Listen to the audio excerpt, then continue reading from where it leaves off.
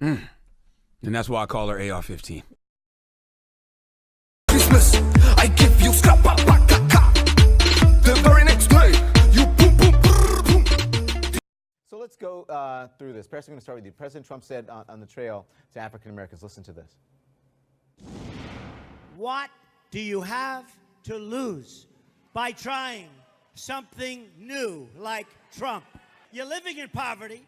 Your schools are no good. You have no jobs. 58% of your youth is unemployed. What the hell do you have to lose? We'll get rid of the crime. You'll be able to walk down the street without getting shot. Right now, you walk down the street, you get shot.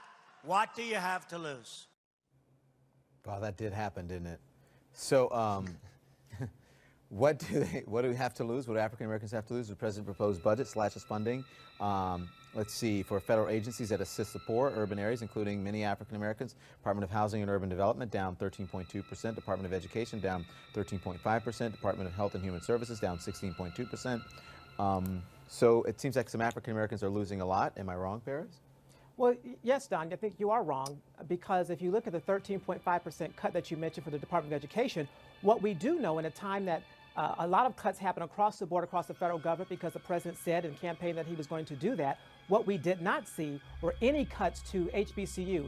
The $492 million to HBCUs were not cut. What we did not see were cuts to Pell. When you see over 90% well, when people are kicked out of their houses, I guess they're going to go live in an historically black college or university. But Don, he said that those were going to be priority. They were going to be top priority. He kept the same amount of money, Paris, I've heard you complain about from President Obama. That is why my mouth dropped open. You're right on the numbers, but I can't believe, I can't believe that you're now defending the same number. Please at least hold your guy accountable on this.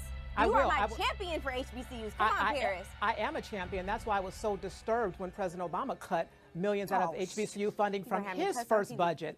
And when you look at this president's budget, he did not make one cut to HBCU funding. He did not make one cut to Pell funding. Okay, and so actually, Paris, what do you do with Pell? What do you do with Pell? Angela in Paris.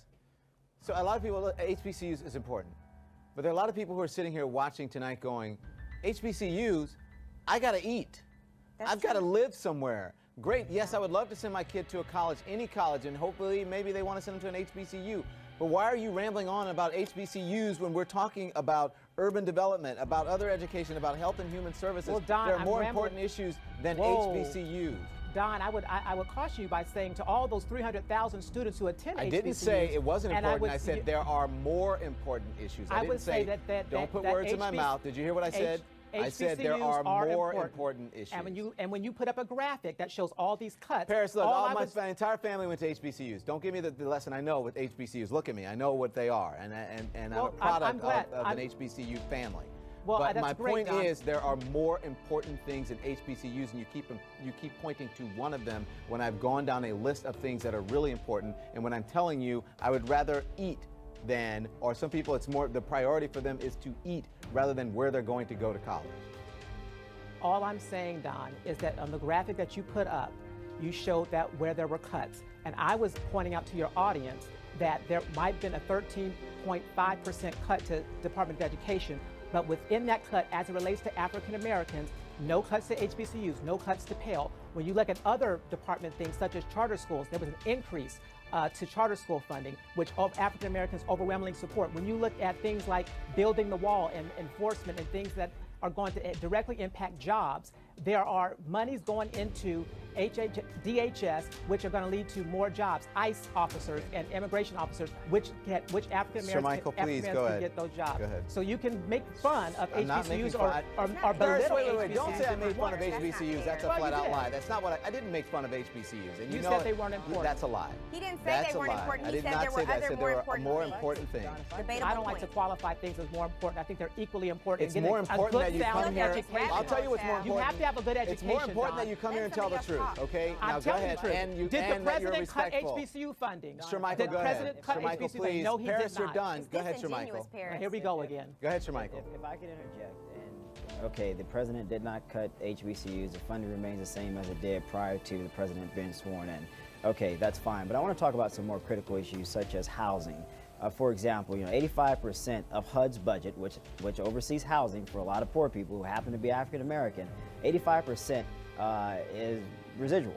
So you decrease the budget by $6.3 billion, and you will see a net loss in people who rely on housing vouchers. For example, predominantly of them, again, are African Americans.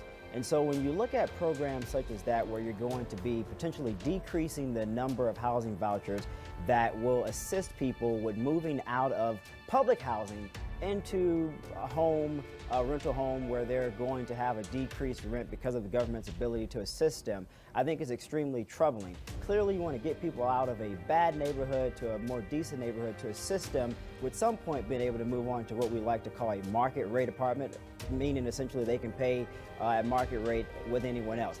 That's problematic when the president says, I want to revitalize the inner cities, etc., when you're cutting programs that will hurt people who you claim to want to assist. I think it's extremely hypocritical to say that. Many African Americans are not concerned about a border wall. I hate to say that. Many are not, when there's a large number of African Americans who are living in communities where they're now going to have to worry, if they are currently relying on a housing voucher, is that voucher still going to be there? Okay. If you're a single mother and you rely on WIC, will that program still be there in the next WIC fiscal is by the fully way- funded. and WIC by the is way, not cut. WIC was not Shermichael- cut. No, that's WIC not was true, cut. Paris. WIC It was was cut. cut, You should Paris. read the budget, Paris. Yeah. It was I'm cut. trying to figure out what Just you're in case, looking at. You and didn't just in talk case about you're I have the wondering, budget right hold on. here. In just in case you're wondering, Shermichael is a conservative, is a Republican, and he once worked in government. So, anyways, Bakari, And Don- how much will this budget? Paris, let other people speak. How much will this proposed budget That hurt wasn't me. African That American? was me, Don. community? That was me. Sorry. Okay. Sorry. I'm Chastise wrong. the Go ahead. right person. Go ahead, Bakari. I think the way you judge a budget is by how they treat individuals who are at the dawn of their life, which are our children, how they treat people at the twilight of their life, which is our seniors, and how they treat people who are in the shadows, which are our disabled individuals. And so I think that this budget fails on all of those metrics, and specifically to African Americans. I mean, the irony that we're sitting here having to defend, and I heard it earlier on your show, Meals on Wheels, which directly affects many of those old ladies who sit at the front of the black churches and wear the big hats, who have to decide whether or not Monday through Saturday, whether or not they're going to get their prescription drugs or pay their utility bills. They depend on Meals on Wheels throughout the week. You're talking about after-school programs and school lunch programs that directly affect many poor African-American children. And to Paris's point about historically black colleges and universities, and I appreciated the dialogue because they need to be lifted up even more. But the fact that they weren't cut is not any type of success story, because we need an infusion of money into those programs, not some hold harmless stature. Look, the president said, what the hell do we have to lose? And as my grandmother said, you can't fall off the floor. Well, African Americans feel as if they're on the floor during this White House, and he didn't do anything to help lift us up in this budget. Angela, I'll give you the last word here. 8% of African Americans voted for this president, more than for Mitt Romney. He vowed to help poor African American communities. How do you think those voters are feeling tonight? Well, I think they're learning about the budget right now, and so it's incumbent upon us to tell the truth about what's in it. What's in it is a cut to the Small Business Administration after this administration, including Ben Carson today, tweeted that small businesses are the backbone of this country. This is a budget that cuts the Minority Business Development Agency. This is a budget that cuts the LIHEAP program to ensure that kids and mothers and families can stay warm during the winter. There is cuts to WIC, to SNAP program benefits. That is a fact. There are cuts to Department of Justice programs that we all know, love, and care about. There is an increase in funding and an earmark of Gotta go, Angela. just Don, really quick, $2.6 billion for a border wall. Guess who's paying for it? He lied. It's not Mexico. It's me and you, your mama and your cousin too. Period. Don, if I- Christmas.